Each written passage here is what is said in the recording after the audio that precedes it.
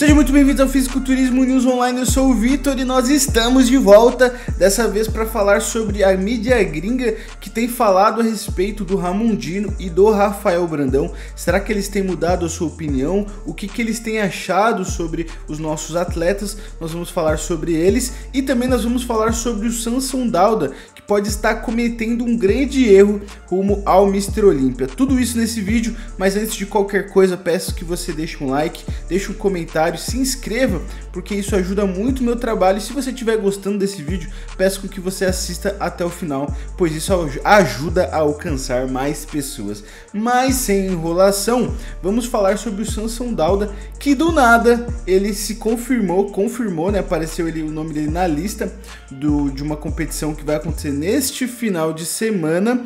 E cara, uma das coisas que eu tenho visto é que as pessoas têm questionado o motivo pelo qual ele vai competir, porque afinal o top 3, se eu não me engano, na Open, o top 5 do Mr. Olympia se qualifica automaticamente para o Mr. Olympia seguinte, né? E nas outras categorias é apenas o top 3.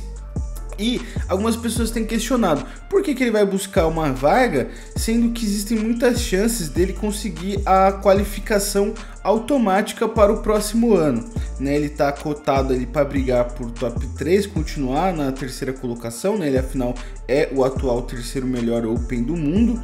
Mas eu acredito, na minha opinião, que isso é mais uma estratégia para ele chegar melhor no Mr. Olympia do que necessariamente buscar uma vaga ou buscar vencer mais um show profissional. Vamos entender o porquê. A gente sabe que o contexto e a narrativa em torno do Samson Dauda é que ele precisa chegar condicionado, ele precisa chegar cuspindo areia para fazer frente ao Derek e ao Hadi Choopan, que já se enfrentaram esse ano, né? Ele e o Hadi Choopan, e o Hadi venceu, muito por conta do seu condicionamento, que é absurdo, sua densidade. Ficou muito claro que para o Samson Dauda dar um passo acima na sua carreira, para ele alçar a prateleira de cima, ele vai precisar trazer esse condicionamento que até hoje ele não havia conseguido. Mirando nisso, um dos ajustes que ele fez foi trocar de preparador nesse ano. Ele não está mais com o Milo Sarcev, que é quem preparou, foi com ele que ele venceu o Arnold Ohio no ano passado, mas ele mudou e ele está sendo preparado pela sua esposa, que já o preparou em outras vezes e colocou ele em excelentes condições. E ele está sendo preparado pela sua esposa e tem mais um profissional que ajuda ali, pelo que eu entendi, mais na parte de saúde, fazer realmente cuidar dessa parte de saúde do atleta. E eles vão com essa equipe rumo ao Mr. Olympia, e eu acredito que essa competição é mais uma estratégia para ele finalizar antes do Mr. Olympia e testar uma finalização, e no Mr. Olympia ele chegar ainda melhor em questão de condição do que necessariamente a vaga. A gente lembra, por exemplo, do Zanca nessa temporada, onde ele competiu no Texas Pro, né? E depois, na verdade, no Tampa, e aí depois ele foi para o Texas e ele chegou ainda mais condicionado e venceu. Então é cansativo por físico de um atleta, porque são 2 finalizações em pouco tempo, mas visando com o condicionamento pode ser uma estratégia inteligente. É uma estratégia arriscada, porque você atingir o seu pico em 2 situações próximas é muito difícil. Então eles provavelmente vão finalizar agora sem realmente estar ali no seu 100%, e ali vão fazer uma finalização, testar a estratégia, e aí depois segue ali nas próximas 2 semanas tirando tudo que tiver para tirar ali ainda de gordura, se tiver, realmente já com a estratégia definida de finalização, acertar 100% no Mr. Olympia, né? Então eu acredito que essa deve ser o planejamento para ele nessa competição. Mas o fato é que é uma estratégia muito arriscada, porque ele pode muito bem não conseguir depois atingir o pico no Mr. Olympia, mas tendo em vista que essa competição é mais algo estratégico do que necessariamente buscando uma vaga, buscando um cheque ali de premiação, acho que pode funcionar muito bem. A grande questão, o grande ponto negativo é para os atletas que estavam se preparando, né? Como o Theo Le Guerrier, o André Prest, né? que iriam competir, que vão competir buscando essa vaga, e aí do nada surge um cara como o Sansão Dauda, né? Então, realmente uma pena para esses atletas. Vamos falando agora sobre brasileiros. Eu gostaria de falar primeiramente sobre o Rafael Brandão, onde o Nick do canal Stranger Power, ele fez um vídeo falando sobre o Brandão e onde ele fala sobre a expectativa dele do Rafael Brandão para esse ano. Eu vou aqui comentar para não ficar muito maçante aqui a gente assistindo o vídeo, mas basicamente ele fala que nesse ano ele teve uma grande evolução, evolução muito significante, e ele tem enxergado o Rafa com grandes capacidades de figurar entre o top 6. E aí, em um momento do vídeo, ele fala a respeito da possibilidade de talvez o Rafa não estar sendo até subestimado, porque ele tem uma grande estética, ele tem possivelmente um dos físicos mais bonitos do Mr. Olympia atual na Open, e então ele adicionando massa muscular como ele tem feito, ele tem, na opinião do Nick, aqui não é nem a minha opinião, talvez ele esteja até sendo subestimado. Ele falou que ele pode brigar até por mais, top 5, top 4, e falou até ali um top 3, então realmente a opinião popular internacional sobre o Rafael Brandão tem mudado, e um canal como o do Nick alcança muitas pessoas. Então, para ele, isso é muito bom, porque outras pessoas fora do Brasil vão mudar o olhar que tem sobre o nosso representante brasileiro e começar a enxergar, poxa, é verdade, esse cara, ele tem um bom volume, ele é muito grande, cara, e até para arbitragem, né? Querendo ou não, isso pode influenciar, né? Apesar de a gente saber que não é bem assim, né?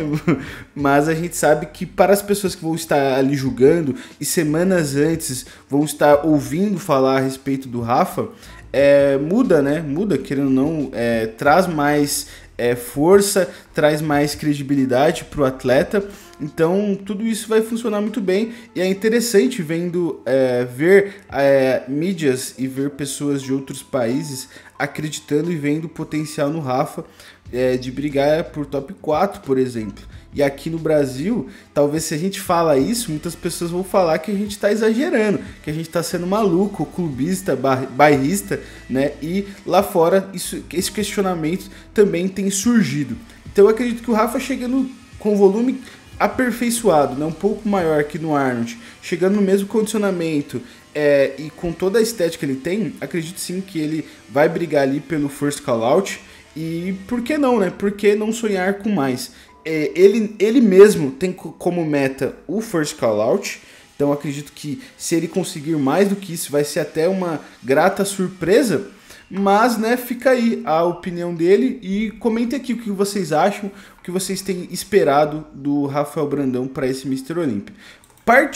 Falando sobre o Ramondino, aqui também no canal do Nick Stranger Power, ele levanta uma questão sobre o Ramon, que fala a respeito de ele tem estado se mostrando, né? Se mostrando, coisa que geralmente ele estava ficando mais discreto. Ele fala que a derrota dele no Arnold Ohio foi uma surpresa, era algo que ninguém esperava, que nesse ano foi a maior surpresa do ano, e sem dúvida não é nenhum exagero imaginar e falar que a derrota do Ramondino foi a maior surpresa do ano, porque ninguém esperava. Eu vi que alguns comentários falando assim, mas ali quando subiu no palco tava óbvio. Eu vi alguns comentários nesse sentido, tá? Pô, quando subiu ali no palco, todo mundo tava claro que o Wesley tava melhor. Enfim, eu tenho minha opinião, mas antes da competição, quem imaginava o Wesley Vissers vencendo? Sabe? Eu acho que até o próprio Wesley Vissers tinha dificuldade de se enxergar vencendo o Ramon, sabe? De verdade. Eu não tô menosprezando ele, mas por mais que os atletas falam, tô indo para vencer, tô indo para ganhar, mas eu acho que até ele se enxergava ali, deveria estar mirando ali um top 3, um top 2, né? Na minha opinião, tá, gente? Ali só ele mesmo para dizer. Mas um ponto interessante que o Nick tem falado, e que eu concordo é que nessa temporada, nesse Mr. Olímpia, ele vai ter que se provar, principalmente pro nível global. Os brasileiros ainda apostam muito nele, ainda tem uma visão muito positiva, muitas pessoas também, mas até no Brasil tem pessoas que ainda questionam, que ainda acham que falando que ele vai se ficar em top 3 é muito, sabe? Algo que eu acho muito absurdo.